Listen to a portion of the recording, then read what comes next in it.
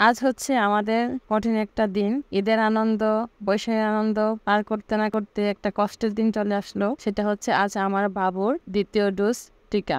টিকা দেওয়ার জন্য আজকে বাসা থেকে বের হলাম, বাবুকে নিয়ে যাচ্ছি টিকা কেন্দ্রে। আজকে তাকে টিকা দেওয়া হবে দ্বিতীয় ডোজ। খুব ভয় হচ্ছে যে টিকা দেওয়ার পরে যখন আমার সন্তানে কান্না করে, ওইটা না নেওয়া যায় না, জাস্ট বুকের ভিতর কেমন একটা ধাক্কা লাগে। তো বুকে ভয়, মনে সাহস নিয়ে বেরোচ্ছি। তো টিকা তো দিতেই হবে, কারণ প্রত্যেকটা বাচ্চাকে সুস্থ রাখার জন্য টিকা দেওয়া অবশ্যই জরুরি, এবং টিকা দিলে বাচ্চার ভবিষ্যতে অনেক বড় বড় রোগ থেকে মুক্তি পায়। তাছাড়া হচ্ছে টিকাগুলা বাচ্চাদের জন্য খুবই উপকারী একটা ডোজ, যেগুলা না দিলেই নয়। অনেক কিছু মানে ভাবতে ভাবতে এই টিকা কেন্দ্রে পৌঁছা গেলাম। পৌঁছাতেই উনি আমাদেরকে বলতেছে যে টিকার কার্ড আনছেন। তো আমি বললাম যে টিকার কার্ড তো দেন নাই, প্রথম ডোজে আপনি টিকার কার্ড দেননি, আপনি বলছেন যে জন্ম নিবন্ধন না হলে টিকা দিবেন না। তো আজকে আমরা আসছি জন্ম নিবন্ধনের রিসিপ্ট নিয়ে আসছি, কারণ জন্ম নিবন্ধন করছি ঈদের ছুটি, তাছাড়া হচ্ছে বৈশাখের ছুটির জন্য আমরা জন্ম নিবন্ধনটা খাতে পাই নাই, তার জন্য হচ্ছে আমরা রিসিপ্ট নিয়ে আসছি। তখন উনি বলতেছে ঠিক আছে, সমস্যা নাই, যখন জন্ম নিবন্ধন হবে তখন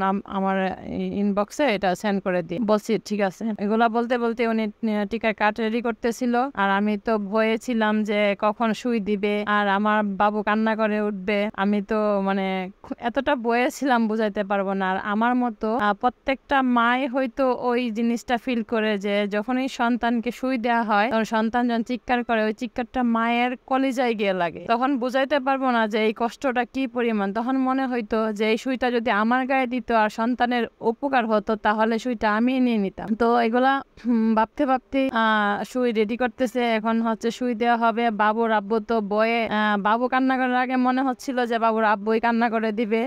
সর্বশেষ সুই দেওয়া হলো সন্তানে। তো সুই দেওয়া হলো, বাবু চিৎকার দিল, চিৎকার দিয়ে ঘুমায় পড়লো। ডাক্তারকে জিজ্ঞেস করতেছিলাম যে এবারও কি জ্বর আসলে নাপা খাওয়াবো? তখন উনি বললো যে হ্যাঁ, একটা নাপা ড্রপ কিনে নিয়ে যাবেন, 6 থেকে 8 ফোঁটা খাওয়াই দিবেন জ্বর আসলে। ঠিক আছে। তারপরে হচ্ছে বেরিয়ে পড়লাম বাড়িতে চলে আসার জন্য। তো চলে আসলাম। তো আজকের ভিডিও এই পর্যন্তই। আসলে একটা মা তার সন্তানের অনুভূতি কখনোই বলে শেষ করতে পারবে না। তো আজকে বিদায় নিলাম। আমাদের ভিডিওটা যদি ভালো লাগে লাইক কমেন্ট করবেন, আর অবশ্যই ভিডিওটা শেয়ার করে দেবেন। পাশে থাকবেন সব সময়। আল্লাহ হাফেজ।